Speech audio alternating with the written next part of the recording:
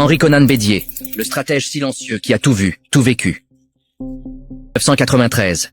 Le père de la nation, Félix Houphouët-Boigny, est mort. Le pays tremble. Mais dans le silence, un homme ne panique pas. Il observe. Il comprend. Il agit. Henri Konan Bédier ne parle pas beaucoup, mais il sait exactement quand frapper.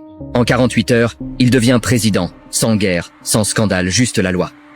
C'est le premier signe de sa force, l'intelligence froide, le pouvoir légal et l'art de ne jamais perdre son calme. Quand Bédier prend le pouvoir, l'économie est en crise, la dette explose. Le franc CFA vient d'être dévalué, le cacao, l'âme du pays, s'effondre. Mais lui, formé aux grandes écoles, ancien ambassadeur à Washington, ancien ministre des Finances, sait que la solution ne viendra pas des slogans, mais d'un plan structuré, implacable. Il lance un projet titanesque, les 12 travaux de l'éléphant d'Afrique, avec le ministre Tidjane Thiam, un nom symbolique à la hauteur de son ambition. Le but ?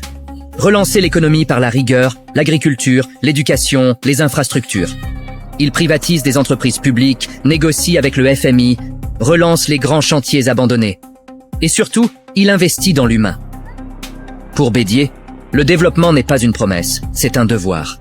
À la tête du pays, Bédier gouverne comme il vit, avec rigueur, discrétion et une maîtrise absolue du silence.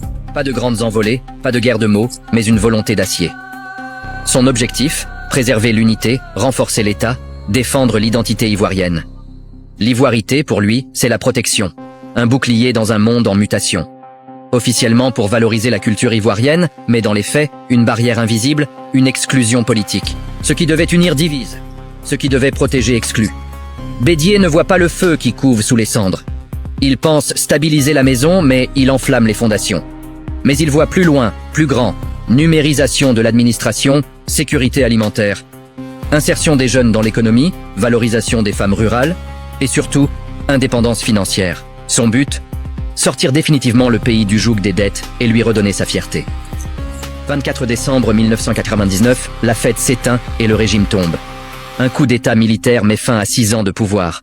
Bédier s'envole vers l'exil, sans un mot, sans un combat.